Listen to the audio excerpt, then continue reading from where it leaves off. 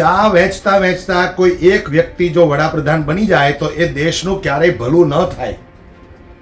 આજે દેશના વડાપ્રધાન ઉપવાસ ઉપર ઉતર્યા છે. क्या बात कर रहे हैं? અરે હું નરેન્દ્ર મોદીની વાત નથી કરતો, કારણ કે એને તો 35 વર્ષ સુધી ભિક્ષા માગી માગીને ખાધું છે. बात तो सही है.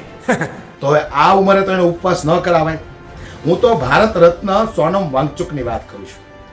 સોનમ વાંગચુક આજે 18 દિવસથી ઉપવાસ ઉપર બેઠા છે. શા માટે ઉપવાસ ઉપર બેઠા છે? ગુજરાતની અંદર ભારતીય જનતા પાર્ટીના અંધભક્તો અને મોદીના ચમચાઓને ખબર પણ નહીં હોય શા માટે ઉપવાસ ઉપર બેઠા છે. ભારતની અંદર આટલા પેપરો ફૂટી જાય છે, છતાંય તે શિક્ષણ મંત્રીના પેટનું પાણી નથી હલતું. નીટના પેપરો ફૂટ્યા પછી જે 20 લોકોએ આત્મહત્યા કરી લીધી છે, એમને કંઈક ને કંઈક ન્યાય અપાવવા માટે આ સોનમ વાંગચુક છેલ્લા 18 દિવસથી ઉપવાસ ઉપર ઉતર્યા છે. પણ આ જાડી ચામડીના નેતાઓ છે એને કંઈ ફરક પડવાનો નથી. આ સોનમ વાંગચુકે પોતાના જીવનની અંદર એટલા ભારતને એવોર્ડ અપાવ્યા છે કે એટલી તો મને એવું લાગે છે કે સ્ટેશન ઉપર એક ચા વેચવાવાળા વ્યક્તિએ એટલા કપ ચા પણ નહીં વેચી.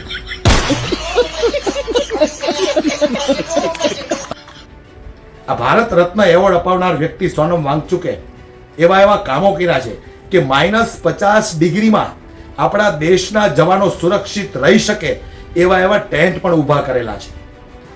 -50 ડિગ્રીમાં બાળકો ભણી શકે એવી સ્કૂલો બનાવી છે.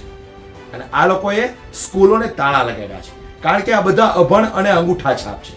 મારે તો સોનમ વાંગચુકને વિનંતી કરવી છે કે આવા જાડી ચામડીના નેતાઓને કશો ફરક પડવાનો નથી. તમે ઉપવાસ ઉપર બેઠા છો, છતાં હું દેશના યુવાનોને વિનંતી કરું છું કે જો તમે આસપાસમાં રહેતા હોય દિલ્હીની અંદર, તો સોનમ વાંગચુકને સપોર્ટ કરવા માટે પહોંચો.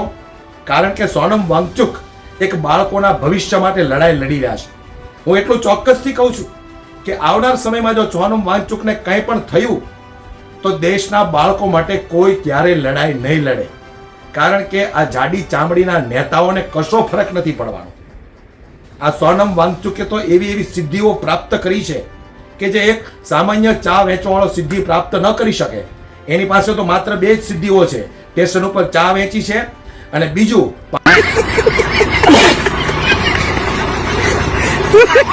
આજે એવા વ્યક્તિ દેશના વડાપ્રધાન હોય તો વિચાર કરો તમે દેશના હાલ કેવા હોય.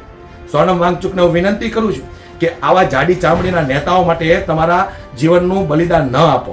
અને દોસ્તો, તમને પણ વિનંતી કરું છું કે સોનમ વાંગચુક સુધી પહોંચો અને એને આ ઉપવાસ તોડાવો અને ઉપવાસ પરથી ઊભા કરો.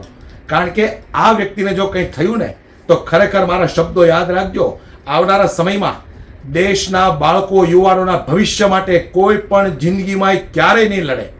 આ બધા નેતાઓને તો કશો ફરક પડવાનો નથી, કારણ કે ટોટલ અભણ અને અંગૂઠા છાપની ફોજ છે આ. એટલે જાગો યુવાનો, જાગો. તમારા ભવિષ્ય માટે લડનાર આ વ્યક્તિને સપોર્ટ કરો, સમર્થન કરો. આ વિડીયોને ખૂબ શેર કરી અને દરેક લોકો સુધી પણ પહોંચાડો.